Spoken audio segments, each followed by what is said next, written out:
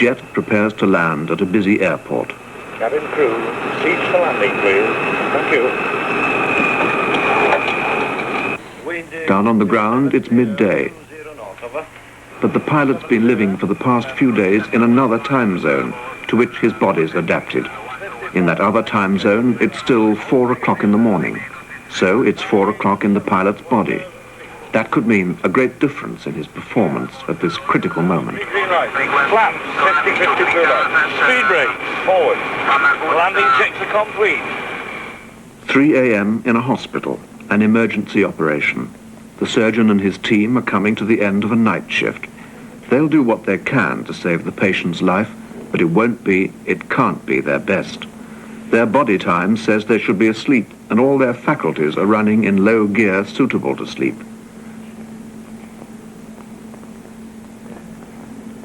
Their bodies and ours are structured in time as well as in bone and tissue. Unraveling that time structure is one of science's most intriguing problems.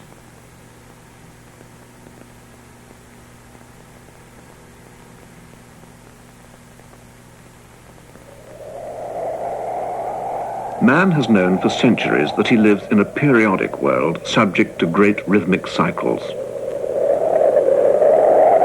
We've learnt that light follows darkness as a result of the Earth's rotation round the sun. The period of time this takes we call a day. By using mechanical clocks, we divide it into 24 equal parts called hours.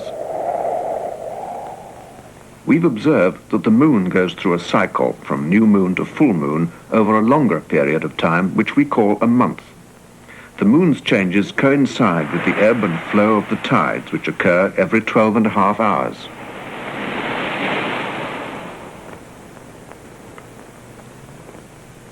We know that as spring follows winter, flowers will appear, that leaves will fall in the autumn, and many birds migrate as seasons follow each other through the longer period we call a year. Winter drives many animals into hibernation and slows down the rest. A most important rhythmic cycle is the alternation between darkness and light. Around dawn, animals and birds become active. They emerge from their nests and lairs, they begin to feed and hunt. They keep active through the day. Then, towards dusk, they withdraw to rest. Other animals begin to stir, the night-active ones. Another shift takes over the environment. The result is a marvelous economy. Not only does each animal occupy a place in the food chain, but it does so at a particular time. Use of the environment is maximized. It would be common sense to assume that animals are responding directly to dusk or dawn. But this conclusion would be wrong, as laboratory experiments show. A bean plant, filmed here by time-lapse camera, will raise its leaves in daytime and lower them at night. It'll continue to do so even if it's kept in constant light, as here, or in constant dark. You can keep temperature and humidity constant, and you can screen off all known variables in the environment. The rhythm persists. Its cause must be inside the plant. As biologists say, it's endogenous. One of the world's most important centers for studying endogenous rhythms is the Max Planck Institute at Erlangen in Germany. Here, a team of scientists is working with animals of many species. The animals are housed in rooms where no clue whether it's day or night outside can reach them. They're screened from noise and other disturbance. Temperature and humidity can be controlled at will, and so can artificial lighting. Much study has gone into the activity-rest rhythm of animals. Even in constant light, animals continue to show a cycle of rest and activity. The cycle can be measured conveniently from a point such as the beginning of activity. In the case of this chipmunk, activity means running in a wheel. It'll do this over a period of several hours and then retire to rest. As the wheel turns, it triggers a micro switch which activates a pen recorder.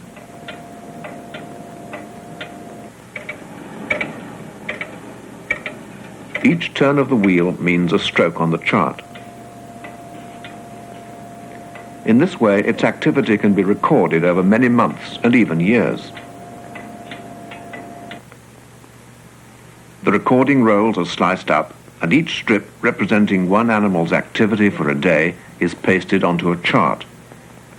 Charts show that the animal continues to follow a regular cycle of rest and activity. But each day activity begins a little later, perhaps 15 minutes, than the day before. In other words, its activity-rest cycle is longer than our 24-hour day. This is called free running. This animal's activity is beginning a little earlier each day. Its free running cycle is shorter than our 24-hour day. Experiments with many species put this finding beyond doubt. The activity-rest cycle continues in constant dark or constant light. It doesn't depend on environmental signals such as dawn and dusk, but on some timing mechanism inside the animal. It's as though the animal has an internal clock. Because the rhythm is always shorter or longer than our 24-hour day, it's called a circadian rhythm. From the Latin circa, meaning about, and dies, meaning day. About a day. Does man have an internal clock? In 1962, a French scientist, Michel Siff, was hauled out of a cave 400 feet under the Alps. He'd spent 2 months down there alone, a record for endurance of solitude and darkness. He'd also pioneered a method for studying human circadian rhythms. A year later, he supervised a more ambitious experiment, also in the Alps. In one cave, 210 feet down, they placed a man aged 25. And a woman aged 26 was placed in a separate cave 230 feet down. Physical conditions were somewhat better than in Siff's cave the year before, but they too were allowed no clue as to what time it was above ground. No watches, no radios. When awake, they were allowed a lamp of low intensity. They were instructed to phone researchers above ground when they went to sleep and when they awoke. This gave a measure of their activity-rest cycle, their subjective day. Some physiological functions were also studied, their pulse and breathing rates. Electrocardiograms of the man were taken and relayed to the surface. After 3 months, the woman was hauled up. She was in good health, but went to hospital for follow-up studies. The man stayed down another month, 4 months in all. Like the woman, when he came up, he discovered he'd been underground far longer than he thought. They were about 30 days out in their calculations. They'd been free running, just like animals, living an activity-rest cycle longer than 24 hours. At Erling in Germany, more closely controlled experiments have been carried out since 1964.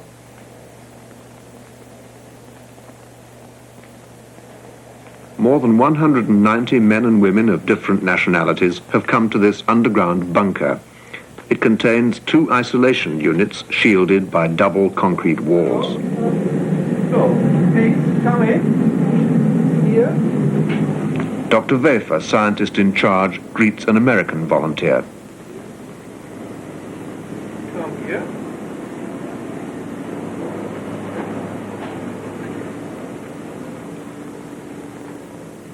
Here, subjects spend 4 weeks in total isolation. They speak to no one, they have no telephone, no clock, no radio, no TV. No noise that might give them a clue to outside time will ever reach them. Even the Earth's magnetic field is screened off.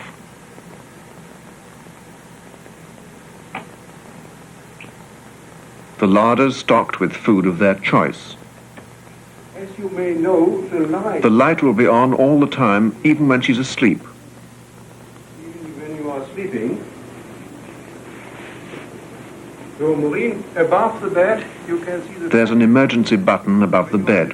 They'll be let out at any time, but few have used it. And now I have to leave you. The experiment will really start. And at last I have to ask you for your watch.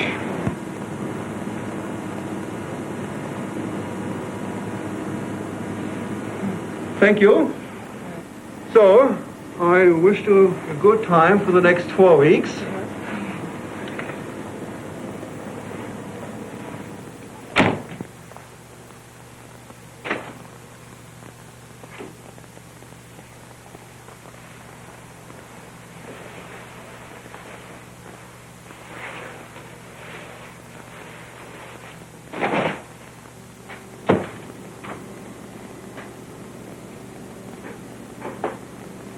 Her activity will be monitored just like an animal's. There are sensors under the carpet in the apartment which trigger this recorder here. They also activate the lights on this plan.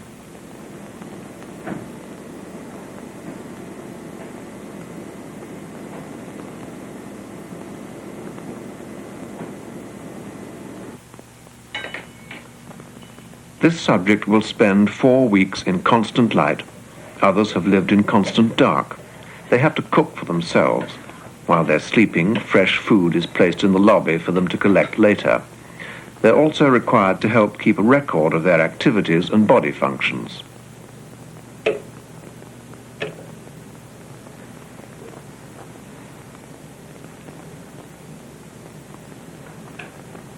The rest of the time is theirs, to play or paint, read or work for exams. All find the experience interesting. Only 5 have given up before time.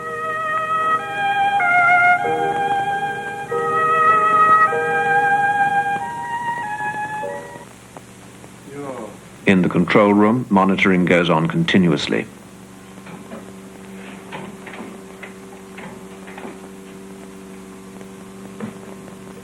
Having no clocks, the subject is free to go to bed when she feels like it, and to get up when she wakes naturally.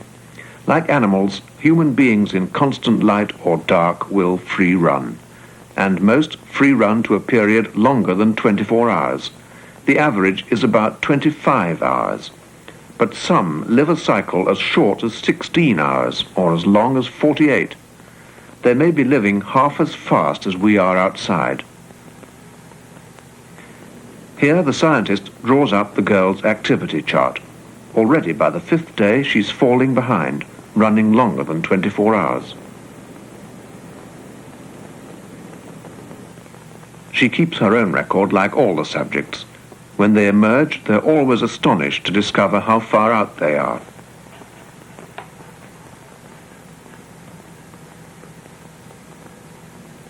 Besides activity, their body temperature is constantly recorded through this line attached to a rectal thermometer. Temperature also shows a circadian rhythm. Around 5 a.m. it's at its lowest.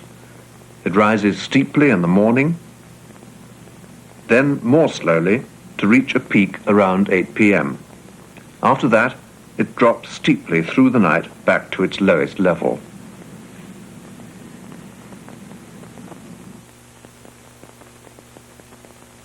Dozens of human body functions are now known to have a circadian rhythm, all reaching a peak at different times in a closely harmonized pattern. These rhythms affect us at every moment of our lives. This is what it means over a 24-hour day. Fast asleep at 6 in the morning. Adrenal hormones are pumping through this man's blood because his body knows he's going to get up soon, when that clock goes off. In fact, he's already stirring. The body seems to know the time of waking.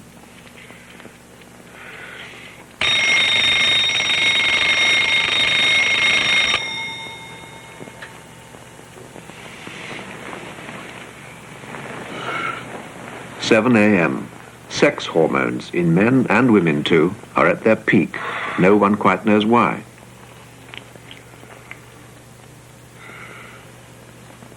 Skin's not very sensitive to pain at this hour. He'd feel it more later, but if he draws blood, it'll take longer to clot at this time. 8 a.m. A hurried breakfast. A pity. If you like food, this is the best time to indulge. It won't fatten you as much as lunch or supper. 10 a.m., a pile of work to do. But he doesn't feel like work yet, and it's not his good time for making decisions. Have a read of the paper instead.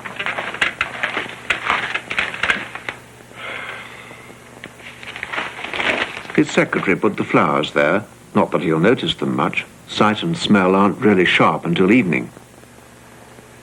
1 p.m., a sandwich and a drink for lunch. Well, perhaps 2 drinks, but you better watch it. Alcohol affects you more at midday than it does at night. 4 p.m. He's nearing his peak of efficiency. 20% higher than in the morning. 6 p.m., physical vigor rising to its peak. Just as well, since he's about to battle into the rush hour.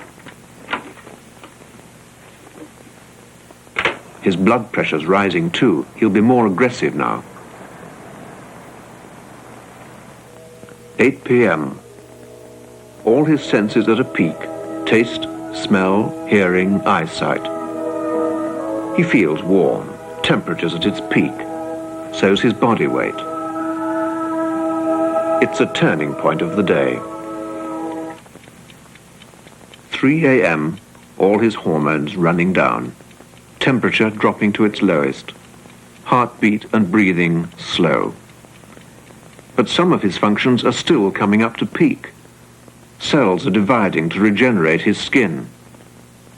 And his hearing's very sharp.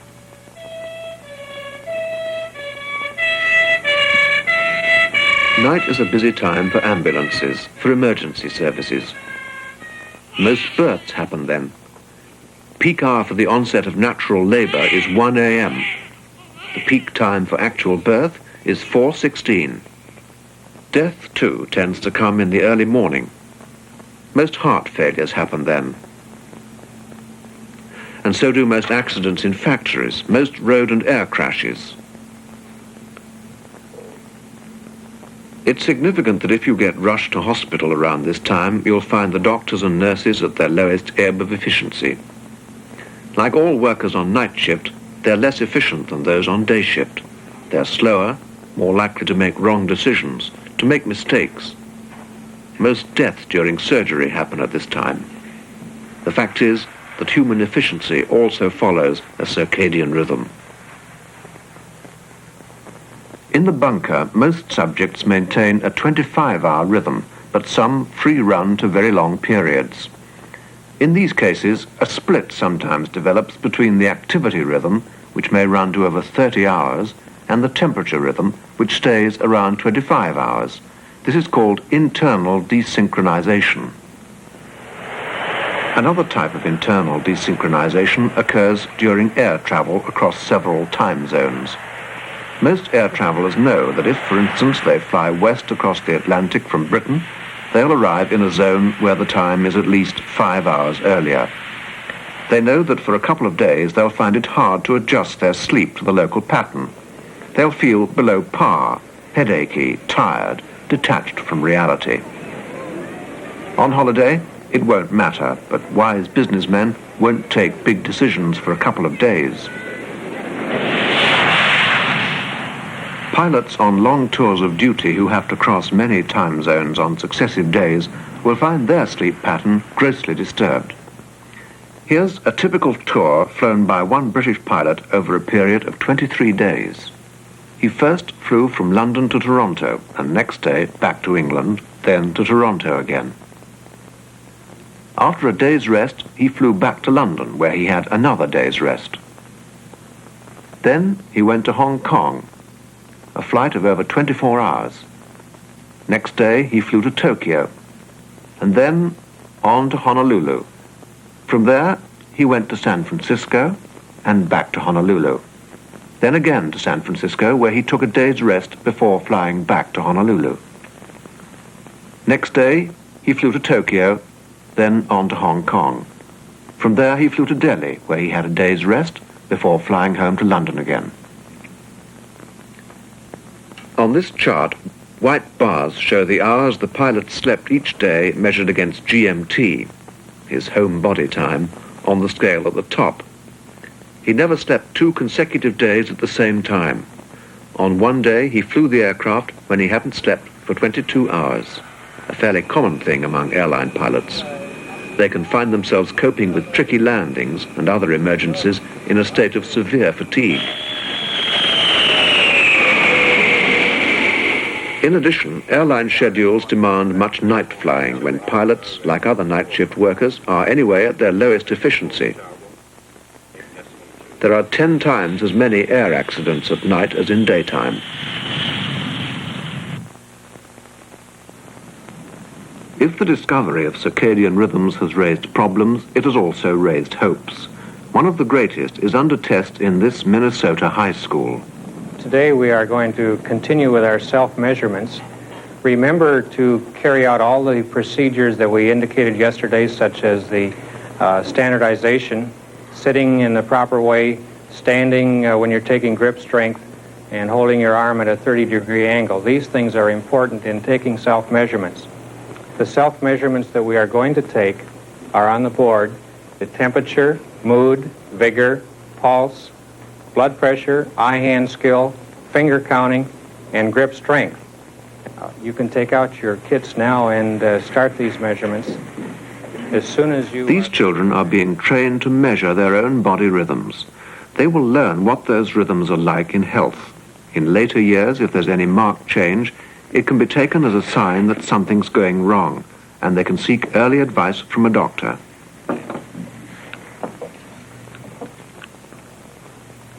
For doctors, too, it could be important to know what a person's measurements are, because what is high blood pressure in one person may be merely normal in another. Such is the difference from person to person and the fluctuation of a rhythm round 24 hours.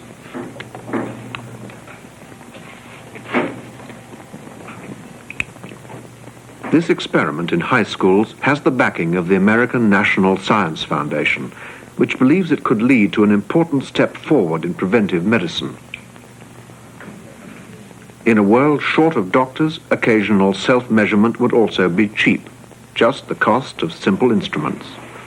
Already the children are carrying the experiment a stage further by training their families, who are proving equally receptive. Okay, just relax your hand, though. Just relax Hold your the hand on? Yeah, just here. You can just rest it on my knee or something. And then when I first hear the thump is hear it, right. That would be the first figure I would record. Right. Got it, yeah, right. Medicine has long searched for a definition of health. It could be that having all your rhythms normal and in harmony with each other is the answer. This goes very lightly, the release valve. Mm-hmm. So, there you go.